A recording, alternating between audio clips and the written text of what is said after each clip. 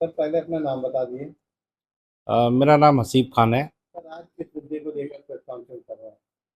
आज का जो प्रेस कॉन्फ्रेंस है, मेन मुद्दा ये है कि जिस तरह से छात्रों पे लाठीचार्ज किया गया और पैलेट गन का इस्तेमाल किया गया।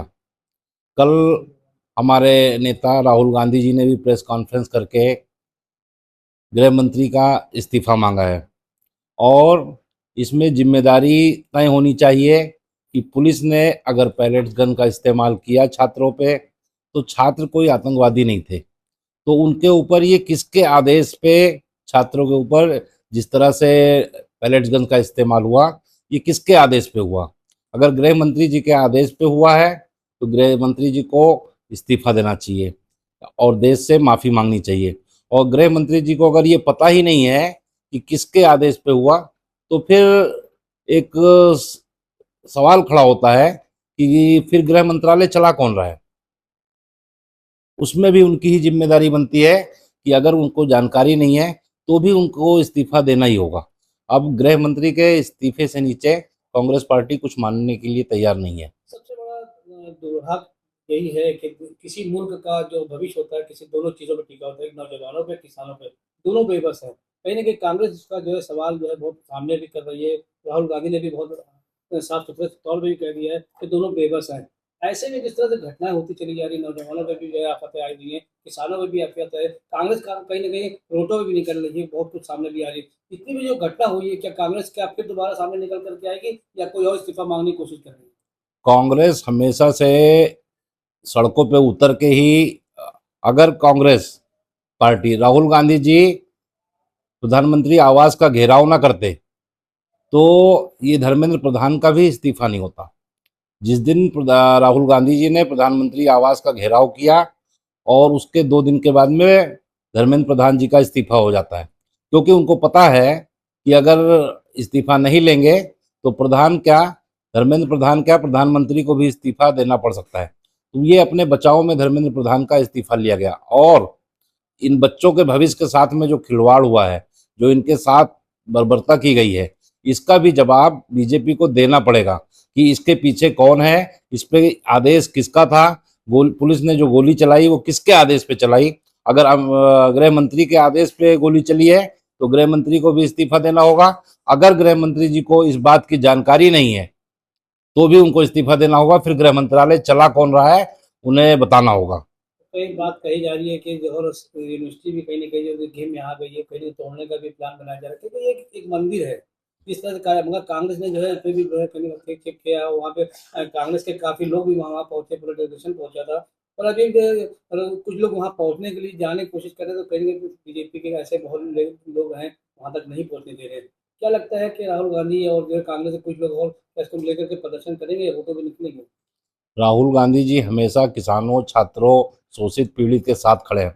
राहुल गांधी ऐसे नेता हैं कि स्वतंत्र भारत में सबसे ज़्यादा पदयात्रा अगर किसी ने किया है तो वो राहुल गांधी जी हैं, जिन्होंने देश को जोड़ने का काम किया है। वैसे तो 3 लोगों का नाम है।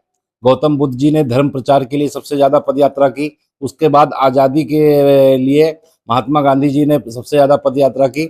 लेकिन आज़ाद भारत में भारत को जोड़ने के लिए, लोगों के हक के लिए अगर सबसे ज़्यादा पदयात्रा किसी ने की है तो लगभग 4500 किलोमीटर की पदयात्रा राहुल गांधी जी ने की है। तो वो तो हमेशा तैयार हैं किसानों के लिए, छात्रों के लिए, युवाओं के लिए। वो हमेशा बोलते चले आए हैं और आगे भी ये करते रहेंगे। हर जगह पे राहुल गांधी जी और उनकी पूरी टीम, पूरी कांग्रेस पार्टी हमेशा साथ खड़ी है और इसका जवाब तो गृह मंत्री जी को देना ही होगा कि इस छात्रों के ऊपर जो बर्बरता हुई, इसके पीछे आखिर है कौन।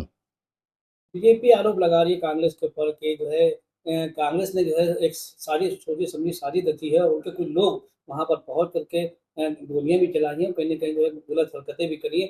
पुलिस पे सिर्फ जो है झूठा इल्ज़ाम लगाया है। अगर बीजेपी ये कह रही है तब तो गृह मंत्री जी को तुरंत इस्तीफा दे देना चाहिए। अगर बीजेपी का देश में सरकार है, बीजेपी की दिल्ली में भी सरकार है और उसके बाद भी कांग्रेस इतना बड़ा कांड कर देती है, तो फिर इनका तो कंट्रोल ही नहीं है।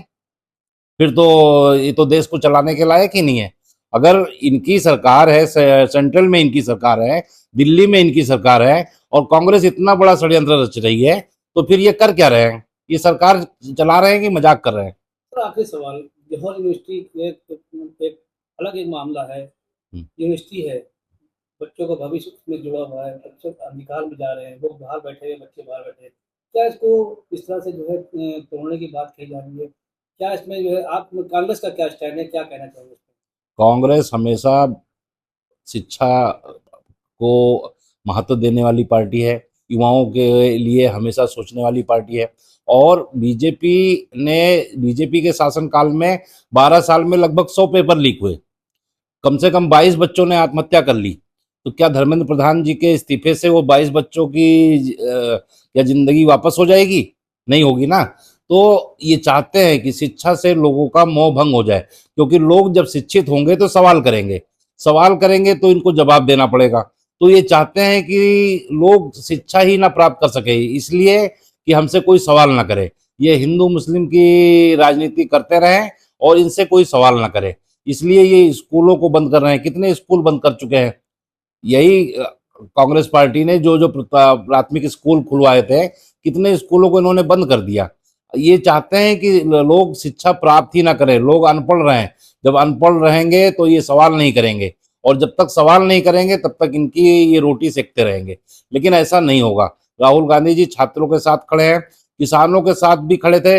यही बीजेपी किसानों को पहले खालिस्तानी बता रही थी, पाकिस्तानी बता रही थी, आतंकवादी बता रही थी। बाद में वो तीन काला कानून वापस लिए। क्यों वापस लिए? जब ये खालिस्तानी थे, पाकिस्तानी थे, अफगानिस्तानी थे, आतंकवादी थे? नहीं, क्योंकि इनको इनको लगा कि अब ये किसान जो हैं हमसे नाराज हो जाएंगे और हमारा वोट बैंक खत्म हो जाएगा, हमारी राजनीति खत्म हो जाएगी। तो ये मजबूर होके इस कानून को वापस लिए। बहुत बहुत शुक्रिया।